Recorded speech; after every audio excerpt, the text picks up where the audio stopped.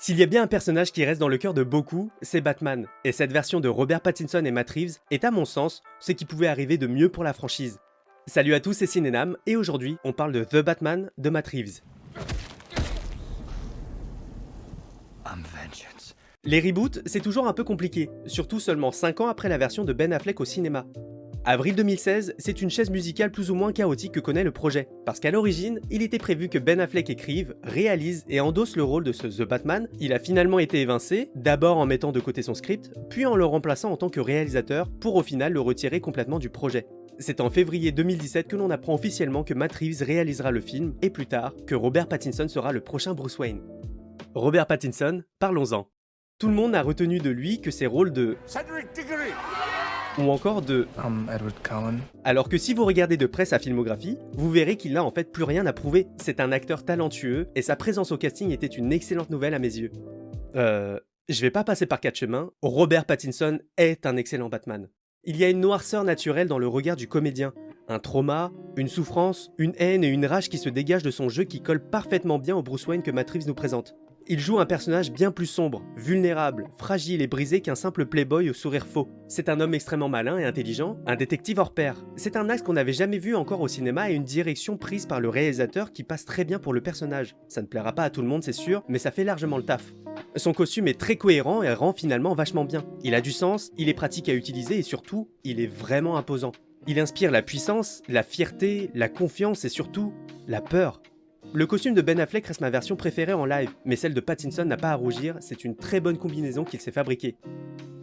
Ce Batman évolue aux côtés de personnages extrêmement attachants et bien écrits. Zoe Kravitz est d'une justesse incroyable, sa part de féminité qui contrebalance avec la froideur de Batman fonctionne très bien, il y a une alchimie torride et presque sexuelle évidente entre les deux protagonistes, sans non plus trop s'engouffrer dans le niais et romance forcée. Jeffrey Wright dépeint une version de James Gordon qui marche merveilleusement bien et le duo d'enquêteurs qu'il forme avec Batman aussi. Il a une prestance et un charisme indiscutables. On y croit à 100% et on s'attache très vite à sa version du commissaire. Andy Serkis nous joue un Alfred très convaincant, un peu en retrait par rapport aux anciennes versions mais toujours très pertinent. Je vais pas tous les faire et je pense que jusqu'ici vous avez compris, le casting est à mon sens un sans faute. J'arrête pas d'encenser les comédiens mais c'est tout simplement parce que je n'arrive à trouver aucun défaut au casting et n'arrive pas à remettre en question les choix qui ont été faits à ce niveau-là.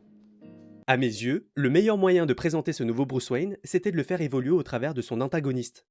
Matt Reeves a eu la très bonne idée d'introduire le personnage du Riddler pour faire face à Batman dans ce film. Parce que qui de mieux qu'un tueur en série énigmatique et psychopathe pour nous dévoiler des aspects encore jamais vus chez Batman au ciné. Sa peine, son intelligence, son jugement et sa capacité à résoudre des scènes de crime complexes.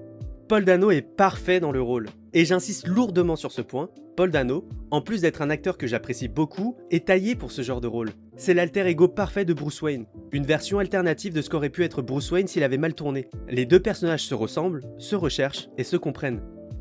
Ce métrage a de faux airs de Prisoners, Saw, des inspirations évidentes de Zodiac ou encore de Seven. Il fait penser à beaucoup de choses, sauf à des Batman au cinéma. On dirait presque qu'il est réalisé par Fincher. Beaucoup y verront des similitudes. Et c'est une prouesse d'être capable de montrer quelque chose qu'on n'aurait pas déjà vu du justicier de Gotham. C'est un polar, un thriller, un film policier, un film noir, tout sauf un film de super-héros comme on en a l'habitude de voir ces dernières années. C'est une interprétation intelligente de Batman qu'on retrouve au cinéma. Il y a un aspect très terre-à-terre. Le cadre, les plans, les séquences sont filmées à hauteur d'homme. On n'est jamais perdu dans l'espace ou dans l'action. Tout est visuellement réussi, souvent très réaliste. Batman parle peu, mais par la caméra de Matt Reeves, on comprend et on vit ce qu'il ressent. La musique est incroyable, on identifie très rapidement le thème musical de chaque personnage à l'écran. Ils sont marquants et matchent très bien avec ce qu'on nous montre durant le film. Bon, j'ose pas trop le dire, mais le film est un poil long. Mais pas long, relou et ennuyeux. Il plaira pas à tout le monde, c'est sûr, mais il est long contemplatif. On sent parfois qu'il y a des petites longueurs, mais le film passe globalement vite. Si vous aimez les films policiers et d'enquête criminelle, les thrillers psychologiques et horrifiques, les films de super-héros et surtout que vous aimez Batman, il y a là tous les ingrédients réunis pour que le film vous plaise. 3 heures c'est un peu long, mais très franchement le métrage est intelligemment dosé pour que ces 3 heures passent relativement vite. Avec un budget de 100 millions de dollars, c'est moins que les 5 derniers films Batman au cinéma, Matt Reeves et Robert Pattinson arrivent à nous présenter un Batman extrêmement convaincant et qui permet d'entrevoir le futur avec plus ou moins de sérénité. Je souhaite à ce film de connaître un succès retentissant et une suite parce que je veux en voir plus de ce Batman. Mais ça ne dépend que de vous. Alors j'espère sincèrement qu'en plus d'aller le voir, il vous plaira comme il m'a plu. J'ai hâte qu'on en parle dans les commentaires. Si vous êtes là, merci d'avoir regardé cette vidéo. N'hésitez pas à commenter, j'aimerais vraiment savoir ce que vous avez pensé du film, à mettre un pouce en l'air si ça vous a plu, ça m'aiderait énormément, et surtout à vous abonner pour voir plus de contenu dans ce format court. Salut!